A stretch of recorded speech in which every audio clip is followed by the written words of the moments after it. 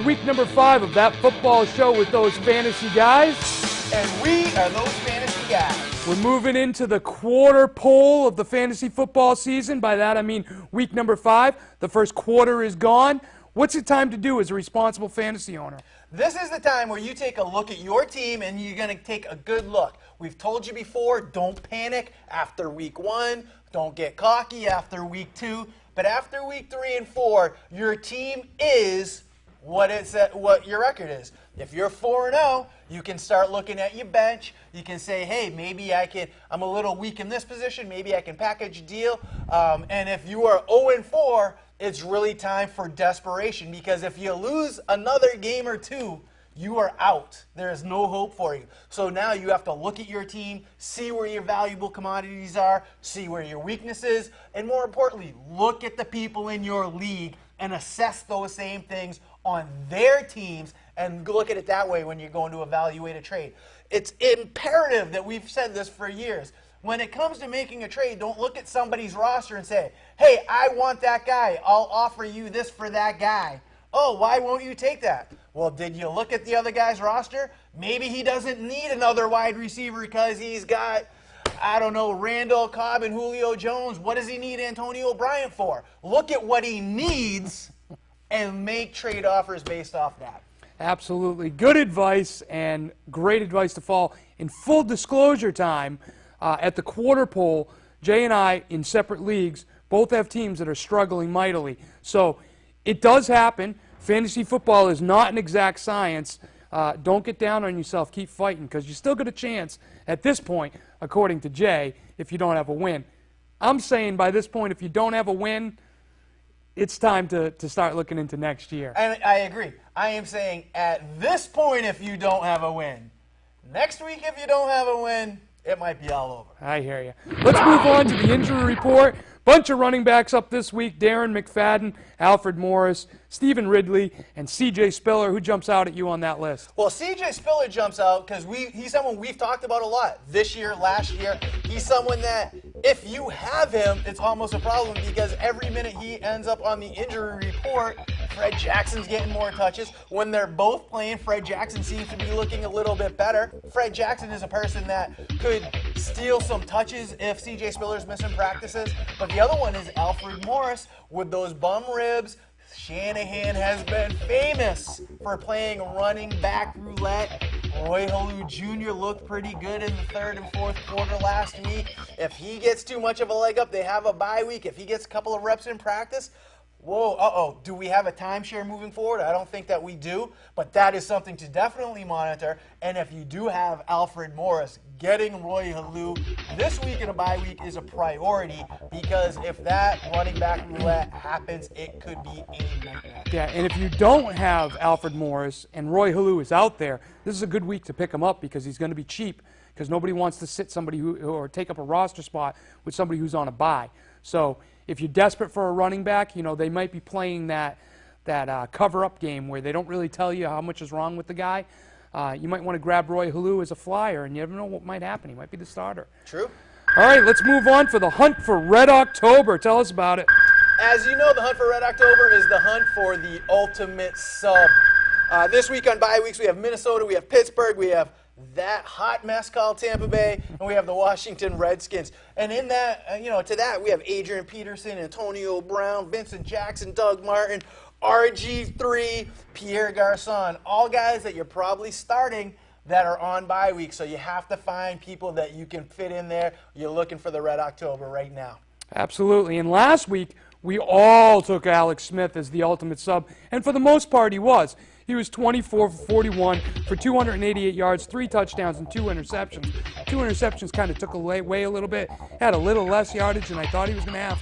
But, man, those 3 touchdowns really helped you out if you had your quarterback on a bye week. Oh, absolutely. If you had Aaron Rodgers on a bye week and this is the substitution that you put in there, what's your drop-off? 3-4 points? I mean, it's a great pick. That's the first time in 4 years I think we all had the same ultimate sub, and it definitely paid off. Absolutely. This week, I've got Kellen Winslow, and even though there wasn't a stud tight end on that list of players that you're going to be starting who you'd normally start that are on a bye week, maybe your tight end is injured. Maybe your tight end was Jermichael Finley. Now he's coming off his bye. He may be still not ready to play. I think you can go with Kellen Winslow, and I'm going to tell you why. Are we going to get 4 reasons? I don't think you're going to get 4 reasons, but we're going to approach it. Maybe 4. Maybe 4. All right. We're going to have a lot of reasons on this show. Of course, it's the 4th season, but we're in episode 5, right. so I'm not really sure about the 4 reasons. Winslow on the year is 16 for 168 and 1 touchdown. Those numbers should improve this week at Atlanta, and I'm going to tell you why. First of all, rookie quarterback Geno Smith has been better than advertised at throwing the ball around. He's getting the ball downfield. Defenses are challenging him to saying, hey, can you beat us? And he's saying, yes, I can. And on the year, he is 78 for 136 and 4 touchdowns. Now, he does have 8 interceptions, but he's finding decent success throwing the ball. After Week 4 injuries, who we didn't mention, Santonio Holmes and the second wide receiver there, Stephen Hill, off the top of your head, beautiful, are both hurt.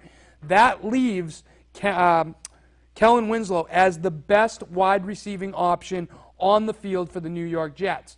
Couple that with the fact that he's obviously going to get a ton of targets because of that, but you couple that with the fact that they're playing the Atlanta Falcons, who have given up 3 passing touchdowns to tight ends in 4 weeks, and I'll take him as my ultimate sub if you need tight end help. Who you got? I agree because you know who else has been a pleasant surprise on the Jets is Bilal Powell. He has shown the toughness and the grittiness to get those tough yards, and the running game opens up the passing game. We've known that. Especially for tight ends. And as you're just saying, for tight ends, a rookie quarterback's best friend is his tight end. Right, the whoopee. The whoopee. My ultimate sub this week is going to be Alshon Jeffrey for the Chicago Bears, who had a little bit of a breaking-out party last week. For the season, he's got 18 catches for 211 yards and 1 touchdown. But as you said in our preseason show, or our first week show. Show 1, yeah. Yeah, show 1, that the Bears are going to go out of their way to balance the offense. They're not going to target Brandon Marshall so much. And the beneficiary out of this for a little bit was Bennett, who's had a great year so far. But last week it started to go Alshon Jeffrey. If they can balance that out a little bit, the Bears' offense is going to be pretty decent. And they're going up against New Orleans, which means that the Bears probably at some point in time, and probably for most of the second half, are going to be chasing. That means they're going to be chasing points. That means they're going to be throwing the ball a little bit more. And I think we have more of what we had last week. I'm going to say he's going to have 7 targets, 4 receptions, 67 yards, and a touchdown. Ooh, that's pretty specific. Let's move on. Or do we want to do Paul? Oh, Paul's got, for his ultimate sub, he's got Cecil Shorts for the Jags. He's got Garcon, Antonio Brown, Vincent Jackson, people we've already talked about on a bye, and he's going against the Rams defense. And with the return of Justin Blackmon, Paul believes that that's going to open up the offense a little more. I think you can open up the offense as wide as you can. When you have those quarterback problems, it is what it is. But Cecil Shorts last year was a pleasant surprise, and Paul is saying week 5, that pleasant surprise continues. Absolutely. It's hard not to agree with Paul. Now, top 6. Sit down, Waldo. Woo! David Lee Roth. Last week, my tough sit was Andre Johnson, who up until this point was having a little bit of a shaky year. He had the bum leg, but the Texans jumped out on the Seattle Seahawks like I don't think anybody thought was going to happen. They were up, 20-6 or something like that? And then they choked that game away. That's neither here nor there. Andre Johnson had 9 catches for 110 yards and no touchdown. So that was a pretty good game, especially anytime you get points per yards. He had a decent game. This week, my tough sit, I'm going right back at you. Seattle Seahawks defense is going to shut down Reggie Wayne. Reggie Wayne on the year has 22 catches for 300 yards and 2 touchdowns. He's a clear number 2 wide receiver, but not this week. Seattle Seahawks defense is too tough. They have the cornerbacks to lock down the wide receivers one-on-one. They got the D-line to get after the quarterback. I don't see the Colts doing what they did and kind of surprising anybody like they did against the 49ers. And let me tell you what, the more weeks go on, the more we're seeing the difference between Seattle's defense and the 49ers defense. So I think Seattle is going to shut down Reggie Wayne. I think the game's going to be pretty close, but Reggie Wayne's not really going to do much. So if you have another option, it's a good week to sit Reggie Wayne. Absolutely. I couldn't agree with you more. The Seattle defense has proven that they're better than the 49ers defense already once this year, and I think they'll probably do it again for the second time around. Last week, I advised owners of C.J. Spiller to sit him, and even though he was 23 for 77, he was far less effective than Fred Jackson, who was 16 for 87 and a touchdown. And these are things that you talked about last week. Last week, I begged C.J. Spiller's owners. I pleaded with you. I encouraged you. I implored you to go out and add Fred Jackson at all costs, off the wire, by trade, and now what I've said is coming to fruition. Fred Jackson is stepping up, and C.J. Spiller is stepping back. And this week, as we mentioned in the injury report, C.J. Spiller is hurt. He's been seen, from what I've read, walking around the Bills facility with a heavy limp. And I just wanted to ask you one thing, though, because last week you did say that if anything does change, if nothing changes, I said if that nothing you were going to sit Spiller and play Jackson. That is what I said. Now tell us what happened. I did not start Fred Jackson. What I said was if nothing changes. Now, we shot last week's show on a Tuesday, which is a little unusual. We normally do it on a Wednesday. And I said if nothing changes from this point forward, and at that point C.J. Spiller did not practice, then I will start Fred Jackson. C.J. Spiller practiced all week long. I doubted myself, and on Sunday morning I made two fatal mistakes. I took Fred Jackson out and started C.J. Spiller, and I took Darren Sproles out of my lineup after having him in all week long. Two fatal mistakes that cost me dearly last week. Now let me ask you this. You said that, if things don't change, you're going to go with Fred Jackson over C.J. Spiller. You doubled back. You made a mistake. I did.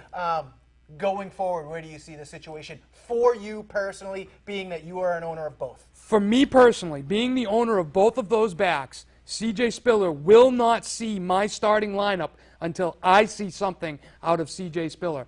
From here on forward, if it's not Fred Jackson, it won't be C.J. Spiller. If it's going to be one of the two, it's going to be Fred Jackson. Especially this week, like I said, on a short week, coming into Thursday night with C.J. Spiller with a heavy limp, Fred Jackson might get the start. We all know that by the time you're seeing this, it's already happened. And I'll tell you exactly what happened at the end of the show. There we go. That's a little foreshadowing for you. So I told you to run out and grab C.J. Spiller. I hope you did. And if you did, congratulations. If you didn't, and you're somebody who doesn't have Spiller, and grab Fred Jackson, maybe you can trade him away after this week. Let's move on to this week. My tough sit is going to be DeMarco Murray of the Dallas Cowboys. Murray on the season is 72 for 356 and a touchdown. Now that sounds great, right? But all of DeMarco Murray's points and yards came in 1 week when he played St. Louis, and he was 26 for 175 and a touchdown. Now what I want to do is I want to take a look at some numbers here. And I want to talk about Romo, and I want to talk about Murray. And I know that there's an obvious connection there because they're on the same team, but let's look a little deeper. In week 1, Romo had 49 pass attempts, and Murray was 20 for 86. In week number 2, Romo had 42 pass attempts, and Murray was 12 for 25. No touchdowns both weeks. Now, in week number 3, Romo had 24 pass attempts, and Murray was 26 for 175 and a touchdown. That sounds balanced. And in week number 4, Romo had 37 pass attempts, and Murray was 13 for 70. So, Jay, I want to ask you, what have we learned from looking at those stats? I think it's pretty obvious. When the Dallas Cowboys have a balanced attack, run-to-pass ratio, that opens up things for DeMarco Murray. Forgive me if I overstep my bounds and saying what you were going to say, but I appreciate it. I think it's pretty clear when you have 24 passes and 26 rushes, and that's the week that he has 175 yards, I don't think it takes too much to put 1 and 1 together and come up with 2. Right. So now the absolute icing on the cake here of why DeMarco Murray is my tough sit is because they're playing the Denver Broncos. And I think, just like you thought, that the Bears would be chasing the New Orleans Saints, I think the Cowboys are going to be chasing Peyton and those wide receivers. Really? You think that the Broncos might score some points this week? I think they might score 1 or 7 touchdowns. One or the other, and I think that it's going to happen quick. I think it's more likely 7. I think so. If history is an indicator, it is far more likely that they score 7. Absolutely. So anyways, the point is that if Romo's passing a lot, Murray obviously isn't running a lot, and I think this week is going to be a Romo passing week. Do you see any chance, and I know this is just kind of throwing things out there, maybe Dallas gets the ball first, and maybe Dallas tries a different approach, try and grind out, run some clock, make it one of those situations where our best defense is our offense, keeping Peyton Manning on the bench. And I'm saying this only as if they get the ball first and they can actually do it on the first drive, grind out some clock, score a touchdown, Peyton scores quick, grind out some clock, type of deal, give the ball to Murray, feed the ball to Murray. I think that's a great idea. That type of game plan. And I think the Dallas Cowboys should hire you as an advisor. However, because of Jerry Jones and Jerry Ball, they're going to force the ball to Dez Bryant. They're going to throw the ball 60 times this weekend, and DeMarco Murray might not see it more than 15 times. Oh, I think if he sees it 15 times, it's going to be a miracle. Absolutely. I think, like we're saying, I don't see any way that the plan I just talked about works. And it only works if Dallas is scoring points, because if they have one possession and it's a 3, then they're behind and chasing for the rest of the game. Absolutely. And, of course, Paul agrees with me this week, and as you do. And he has a couple guys that he'd rather start this week. I'll let you read those off. Yeah, Paul agrees with Rick. He thinks that DeMarco Murray is a tough sit against the Broncos, and he said he'd actually rather start Gio Bernard, Danny Woodhead out of the woodwork, or even D'Angelo Williams. He said all those guys have better matchups, so he'd go with any one of those guys over DeMarco Murray. Fantastic. So we're saying sit DeMarco Murray. Now let's move on to put up or shut up. Jay, who's in the crosshairs this week? And this one is a little personal. I am sick of Greg Schiano after a season and a game. Number one, what he does with that victory formation is ludicrous. I understand playing till the last whistle, but there is such a thing. And you know what? If the game is within a score, I can understand it. But they're doing it all the time. They got linemen apologizing for the victory formation dive. Grow up. You lost the game. Let's not get anybody hurt. These people are making millions of dollars. That's neither here nor there, because you'll have arguments on the other side. Hey, play to the whistle. I'm a big proponent of playing to the whistle, which is playing till zero's on the clock. So I'll give you a slight pass. Then he trades for Darrelle Revis. And what are we going to do with Darrelle Revis? I'm going to play him in a zone. The Richard Sherman or Darrelle Revis, they can have a Twitter war over who the best shutdown corner in the league is. But It might be Joe Hayden, by the way. Yeah, Joe Hayden is definitely in the conversation. I agree. But the point being is, you don't get one of these guys and put them in a zone and pass them off, pass the receivers off the safeties. I don't care if you put them on your number 1 and have them lock them down, or if you want to scheme and put him on your number 2 so you can double team another guy. Either way, he's a lockdown corner. So put your players in a position to excel. Put your players in a position to win a game. Number 3, it has been rumored that he might have fixed the captain voting for Josh Freeman, because Josh Freeman wasn't his guy. Glennon is his guy. So Freeman has been a captain ever since he got there, but then somehow this year he's not a captain. Now I understand there has been some he didn't show up for team pictures and he might this and might that. All that's after the fact that he wasn't voted captain when he's been voted captain the first 3 years on the team, and the only person that counted the ballots was the head coach. And believe me, I don't put it past this clown to do something like that.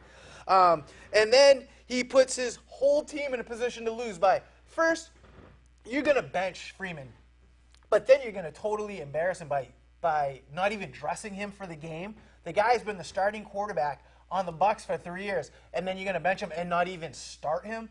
You're going to send him up to the booth, and then you're going to kick him and his family out of the booth early. P.U. And then you start your boy Glennon. You're winning 10-0.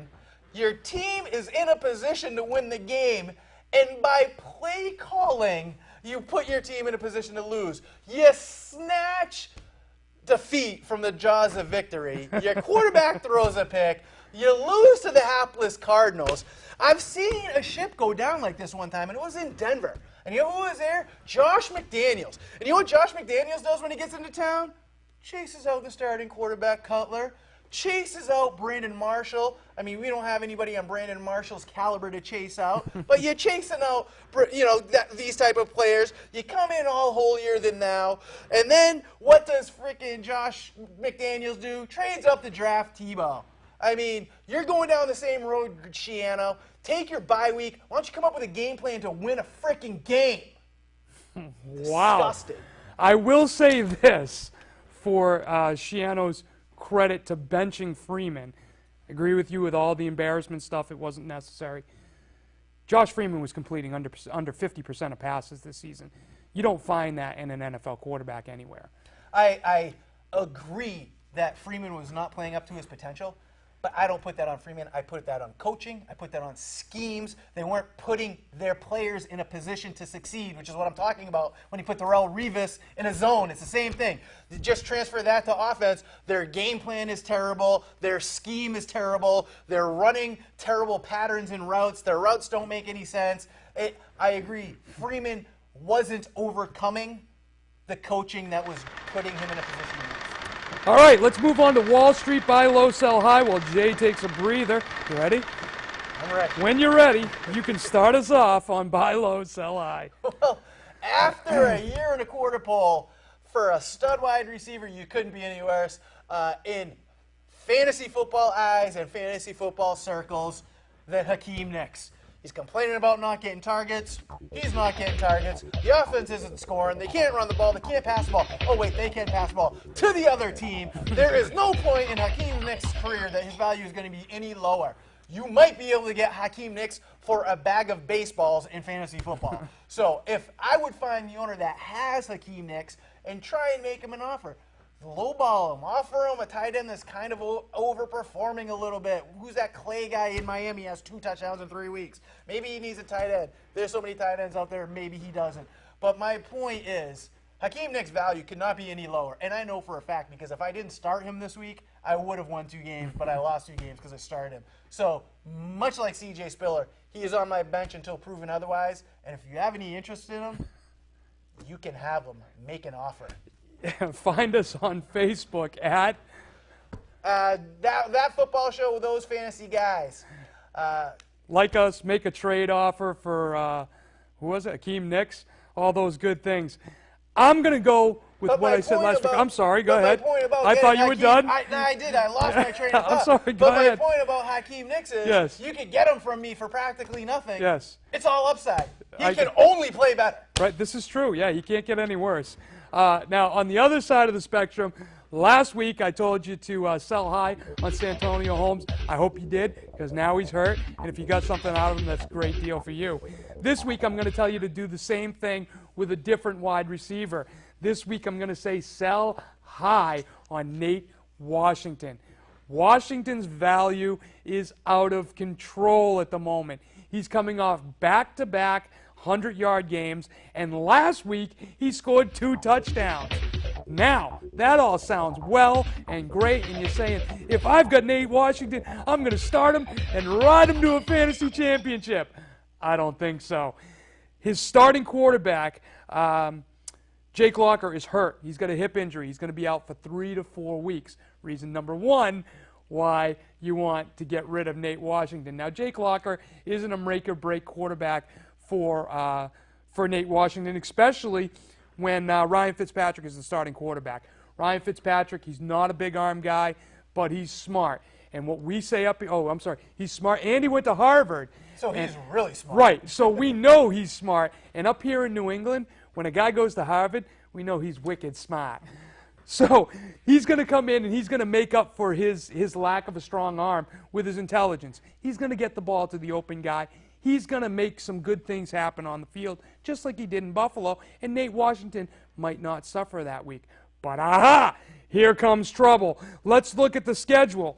Coming up this week, they got Kansas City at home. Next week, they got Seattle on the road. Then they got San Francisco at home. Then they got a bye week, and by then it's week 8. Now we're going into week 9. We're practically into the fantasy football championships, and Nate Washington isn't going to take you there because of that schedule. If you got them and you got somebody who's chomping at the bit, somebody who doesn't do their homework about what the schedule is and who's coming up, off them quickly while you can. Sell high on Nate Washington. I agree. And right now we're coming up with the guarantee, and I'm just kind of winging this after my Greg Schiano rant. I have a guarantee. Let's hear it. I guarantee you the Tampa Bay Buccaneers don't lose this week. Fantastic. It's because they're on a bye week. That was very clever of you. Now, Roy's rant. Thanks, Rick and Jay. I'm actually reporting from you live from First Energy Stadium as the Cleveland Browns just upset the Cincinnati Bengals. Might be a little hard to hear me. The crowd's a little excited here in Cleveland. Brian Hoyer actually looks like a valid sub replacement going forward. It's the second week in a row putting up decent numbers, 2 touchdowns, 269 yards passing. Not exactly a stud, but if your guy's on a bye week, I'm comfortable saying this is someone you should start. It's not a rant. I'm not angry. I've just had a good time here in Cleveland. Pretty passionate crowd, fan base here, I got to say. Again, live from First Energy Stadium, back to you guys at TFS. Thank you, Paul Roy, for that rant from the Brown Stadium. And Jay? that's crazy. I think people don't understand how insane the rivalry is between the Browns and the Bengals. It goes all the way back to Paul Brown. He had the Browns. Something happened. I don't even know the history because I'm not from Cleveland. Next thing you know, he's got the Bengals. They got the same team colors. They were so fired up about that win. Paul Roy's live there from the stadium. They're still there 5 days later partying because they beat the Bengals. Unbelievable stuff. Unbelievable. Now we got a segment called Don't Be That Guy. There's no intro because it doesn't warrant it because we're telling you not to be that guy. Normally Jay sounds off on this one, but I got one this week. Bring it. I'm saying don't be that guy that quits on your fantasy team Preach. after an 0-0 start. Say it. Whatever it was, 0 for 8, depending on how many games you play. Do not quit on your fantasy league. You made a commitment to those guys in that league. You made a commitment to that fantasy football team. Ride it out until the end. Now, you're there. You've got nothing. There's nothing you can do. You've lost the games, maybe by a point. Maybe you got blown out. Maybe your draft was awful. Maybe your draft was great and all your guys got hurt. There's nothing you can do about it. But don't quit. Don't walk away. Don't leave your lineup unset. Here's why. Because it's just as fun to play the role of spoiler and drag somebody out of the playoffs as it is to win a championship. Not as fun. Maybe not quite as fun, but it's still fun. And use this time. Use this time to teach yourself some things about fantasy football. Figure out what you did wrong. Try some bold moves. Add some guys off of waiver wires on a hunch. It doesn't matter. At this point, I feel that you're almost mathematically eliminated. You said by next week, they're definitely mathematically eliminated. Don't worry about the playoffs. Think about playing spoiler. Think about, if you're in a keeper league, definitely think about making trades. If you're not, try some different things. Try to watch trends. You got a lot of football left to play. I agree. And one of my, just not to butt in, but No, one thing please I do. love is my favorite thing and one of our pet peeves is always when the playoffs and the Super Bowl is over, someone's, if I had only won this game, then the next week I would have won this, and then I would have won the championship. Every year I laugh to say, who's going to be the first person to see that? Why don't you be the guy that beats the guy so he's the one There you saying, go. if I had only won this game, then I would have got a bye, and then if I got a bye in the second week of the playoffs, I would have won it, and I scored 140 points in the Super Bowl, but it didn't happen. Be the guy that takes somebody out, like Right. you said. Drag them down. You can say, but you didn't because I took you out. Because I wasn't that guy. That's right. Don't be that guy. Now, if you are the kind of guy that likes Facebook and you're enjoying the show, you can catch us on Facebook, which is where the show hits first every week. How can they find us on Facebook? That Football Show with Those Fantasy Guys at Facebook. You can post a comment. You can ask a question. We happen to have a question this week. Fantastic. Guys, great show. I like watching it every week at work. I was offered a It's trade. the best place to watch the show, too, by the way, is on Facebook at work when your boss isn't looking. Exactly. A little fantasy tip for you. Exactly. It's a little work tip for you. Here's the offer. I have Cam Newton, Torrey Smith, and no Sean Moreno in a PPR league. Okay. And I was offered Breeze and Cruz for those three guys. Cam, Torrey Smith, no Sean Moreno. I'm not sure. What do you think? So I've got Cam Newton. Yes. I've got no Sean Marino. And Torrey Smith. And Torrey Smith. And I would be getting Drew Brees and, oh, it doesn't matter, make the deal. Right. Absolutely. Absolutely. And you're getting Victor Cruz on top Victor of it. Cruz is just like whipped cream on my ice cream at that point. We are in a fantasy football league, and there is an owner who has Drew Brees, and it's the whole team. It is. Drew Brees puts up 30 points a week. You combine that with a little bit of a defense and a kicker, done. Fantasy championship on your way. Absolutely, you pull the trigger on that Absolutely, trade. I agree. So Neilio, I think that's how you pronounce it, Nealeo, Neilio. Fantastic. Pull the trigger, buddy. Absolutely. Let's move on to Nostradamus. I said it right. Nostradamus in the house. This week, Thursday night game was Buffalo at Cleveland. The Dog Pound, I don't think they left the stadium. Paul Roy was just there. Yeah. They're still They at the just went. They stadium. went from 1 week right into the Next- short week. Short week. They just kept the tail party going. Unbelievable. Those fans in Cleveland deserve better than they've had in the last few years. Absolutely. Brian Hoyer is playing well. Second coming. He's playing well. I'm not sure if it has anything to do with the tutelage you got in New England. I would be the first to refute that, but I'm not sure if I can right now. The team has totally turned around since the injury to Brandon Whedon. They believe. They get rid of, Trent Richardson. Who? They bring in Willis McGahee, and they're winning games. They're putting up points. But this week is going to be a little bit different. I think it's going to be down and dirty. I think what happened was when C.J. Spiller didn't play and Fred Jackson wasn't able to get that running game going, that gave the Browns a couple of extra possessions, and that's going to make the difference in a 20-17 game. Browns score late to win the game. Fantastic. I mean, scored.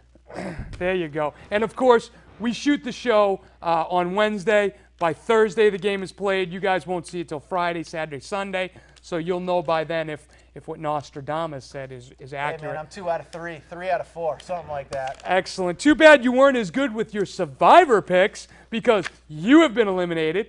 I have been eliminated. And that means it leaves 2. They're on the screen. Our director, Shane Brown, this week takes San Diego over Oakland after taking the Lions over Chicago and somehow making that come true.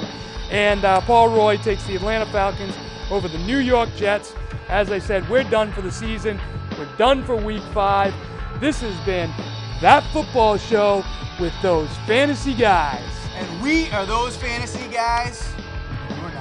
See you next week, everybody.